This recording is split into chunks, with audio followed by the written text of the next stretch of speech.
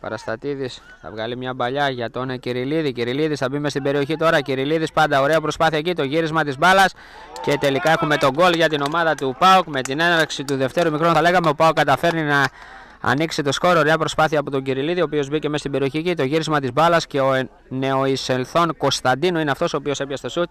Νίκησε εκεί τον Ιακωβίδη και έτσι έγραψε το Άρης ΠΑΟΚ 0-1 με την έναρξη αυτού του δευτέρου ημιχρόνου. Ένα φάουλο έχει κερδίσει η ομάδα του ΠΑΟΚ λίγο κάτω από το χώρο του κέντρου. Εκτελεσμένο τώρα από τον Πασπαλά, ο οποίος θα βγάλει και για τον Χαραλαμπίδη. Σέντρα του μέσα στην περιοχή. Θα περάσει μπάλα εκεί και θα καταλήξει στα δίχτυα. Η ομάδα του ΠΑΟΚ είναι αυτή η οποία προηγείται με 0-2. Ύστερα από τη σέντρα από τα δεξιά εκεί που έκανε ο Χαραλαμπίδης. Η μπάλα θα πάρει μια περίεργη τροχιά. Θα ξεκελάσει εκεί και τον Ιακωβίδη και θα καταλήξει στο βάθος της εστίας του. Για να έχουμε έτσι το Άρης ΠΑΟΚ 0-2. Κυριλίδης για τον Αργυρίου. Αργυρίου θα βγάλει μια μπροστινή παλιά, ωραία για το Σιδηρόπουλο, το πλασέ εκεί, η μπάλα είναι στα δίχτυα.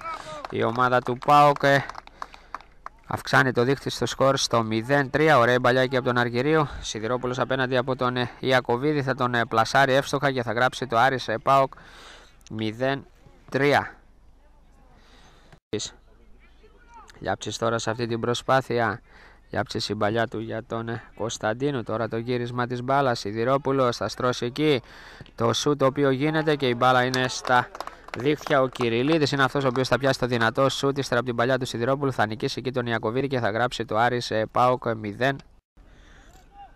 Λιάψησε για τον Κωνσταντίνο από τα δεξιά αυτός μέσα στην περιοχή και το γύρισμα της μπάλας στο σούτ και η μπάλα τελικά είναι γκολ. Η ομάδα του ΠΑΟΚ προηγείται με 0-5 από το γύρισμα του Κωνσταντίνου. Ο Χατζιπαρασίδης είναι αυτός ο οποίος θα πιάσει το σουτ, θα νικήσει τον Ιακωβίδη και θα γράψει το Άρης ΠΑΟΚ 0-5.